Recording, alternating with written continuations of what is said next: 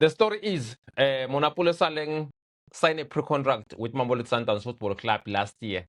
When he signed a pre-contract, he started misbehaving, not attending training, developing an attitude to a point where even when he was playing, he was no longer showing commitment. People were lying, saying Saleng is this and all that kind of nonsense, of which it was not true. The fact is, he signed a contract with Mamelodi Sundowns last year. He wanted to leave and join Sundowns. That's where the attitude started at Pirates, because he knew that he was leaving. People will say, where do you get that from? I did say it, that Saleng signed a contract with Sundowns. And the story was his parents obviously influenced him badly, because the question was Dion Hoto Saral. Dion Hoto is one of the highest paid footballers in South Africa.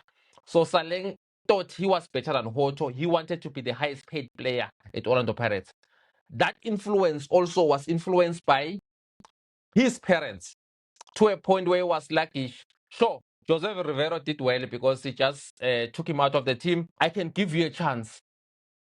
And then you start now treating your wife like at home. You're no longer talking to your woman nice and all those kind of things, because you know that you want the wife to leave, because the girlfriend promised you that immediately you divorce.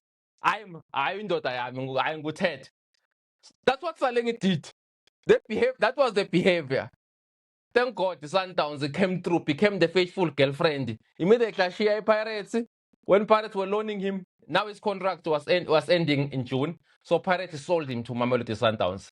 Or whatever it is, but obviously his contract will know for a fact that he signed a pre-contract, it was ending in June. That's why Sundowns are announcing him. But the good thing is that Sundowns became that faithful girlfriend that says, when you misbehave at home, come here, I'll take care of you.